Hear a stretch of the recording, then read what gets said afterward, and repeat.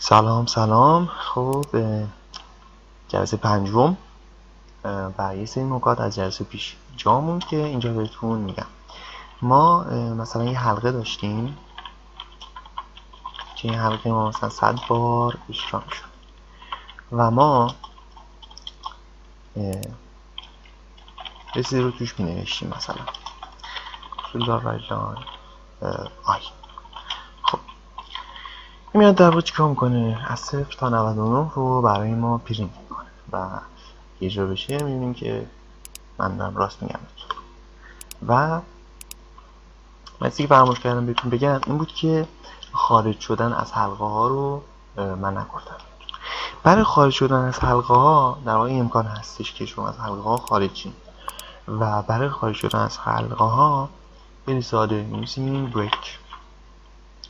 من بریک رو اجازه بدیم من کامنتش کنم.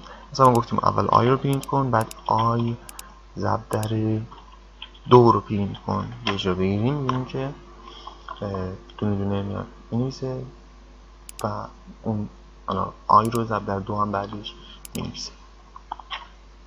من میام دستور بریک رو قرار میدم و اول گفتم این حلقه 100 بار اجرا بشه، بیا و آی رو برامو پرینت کن. مثلا میاد 0 رو پرینت میکنه، بعد میاد بریک میرسه، دستور میشکنه و میره ادامه کدها. در واقع از حلقه فور ما کلا خارج میشه و میره ادامه کدها انجام. یه اجرا بگیریم میبینیم که بله به همین صورت این اتفاق افتاد. و اما یه چیز دیگه هم بود که حلقه هست که اسمش کانتینیوه. این میاد چیکار میکنه؟ این هم دقیقا این بریک در صورتی که بعدش نوشتین اجرا نخواهند شد، اما فرقی که با بریک داره اینه که بریک کلا از کل حلقه خارج میشه، فرقی براش نداره کجا باشه کجا نباشه، کلا حلقه خارج میشه و میاد بیرون. اما کانتینیو هر جا بنویسیم کدهای بعدش رو نادیده میگیره و از اون دور در واقع از اون دوری که داخل حلقه هستش گذر میکنه. یعنی چی؟ یعنی ما الان کانتینیو که اینجا نوشتیم در واقع این حلقه 100 بار اجرا میشه، آی رو بعد بنویسه، بعد آی ضرب در 2 رو بنویسه، باز دوباره آی رو بنویسه، آی ضرب در 2 رو بنویسه. بعد ما این کانتینیویی که اینجا گذاشتیم میاد کدهای ما اجرا میشه، آی رو مینویسه گذر میکنه، کدهای بعدش نادیده گرفته میشه میره از اول دوباره آی رو مینویسه کانتینیو باز دوباره گذر میکنه از این کدها میره از اول. یه جا بگیریم میبینیم که فقط این کد تو خط 16 ما فقط اجرا میشه و فقط داره آی رو برای ما چاپ میکنه روی صفحه چون ما این کانتینیو رو گذاشتیم. خب این از این. بریم سراغ مقایسه کردن و ایف. یه کلمه کلیدی ما داریم توی سی شارپ به اسم ایف و به این صورت کار میکنه که یه دونه بولیان میگیره، چون کار نداره هر جوری بولیان رو بهش بدیم. مثلا این بولیان اینجا میسازیم به اسم علی، اینو میکنیمش true و این بولیانمون رو بهش میگیم و اگه این بولیانی که داریم بهش میدیم صحیح باشه، این true باشه، کدهایی که داخلش نوشتیم اجرا میشه. به این صورت که ما گفتیم اگر true بود بیا برام مثلا پرینت کن yes.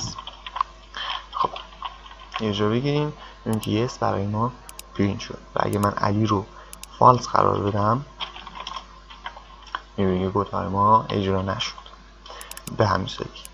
و یه چیزی که بعد از if میتونین ازش استفاده کنین else هستش. else چیکار میکنه؟ شما اگه ایفتون اجرا بشه میاد کدهای داخلش اجرا میشه و میره برای خودش دوباره کدها رو انجام. اما در غیر این صورت، در واقع else یعنی در غیر این صورت، در غیر این صورت میاد کدهای else رو اجرا میکنه و میره حالا تا کدها. و من اگه بیام یه دونه نو قرار بدم میبینیم که الان ما فالس علی رو گذاشتیم فالس، چون مثلا میتونم جنبش بدم و در واقع کدهای داخل ایف ما اجرا نمیشه و میره سراغ else و کدهای else رو اجرا میکنه. اجرا بگیریم میگه نو اجرا شد، بهش true میدیم اجرا میکنیم میگیم که yes برای ما پرینت شد. و یه چیزی هستش بین ایف و else قرار میگیره. البته یه مشکلی که هست، شما مثلا میخواین دوباره بیاین چک کنین دیگه دوباره لازم نیست بیاین بنویسین ایف فلان بود باز دوباره else. یعنی چیکار میکنیم؟ یه قاعده دیگه که داره سی شارپ این که بین if و else شما میتونین else if استفاده کنین که اون هم یه دونه بولیان میگیره. اون به چه شکله؟ این به این شکله که شما میتونید بی نهایت بار ازش استفاده کنید. یعنی بی نهایت بار میتونید بین if و else بنویسیشون و اینکه اگر if انجام شد که هیچ، از همه اینها گذر. اگر if انجام نشد من شرط بعدی رو چک میکنم.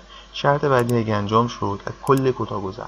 اگه شرط بعدی اجرا نشد همینجوری به ترتیب شرط بعدی تا به اون مثلا حالا else ifی که باید برسه اون کداشو اجرا میکنه. اگر آخرین else if مثلا فالس بود و اجرا نشد میره else رو اجرا میکنه و در کل هر کدوم از این if ها یا else if ها اجرا بشه else if ها یا else های بعدش دیگه اجرا نمیشه.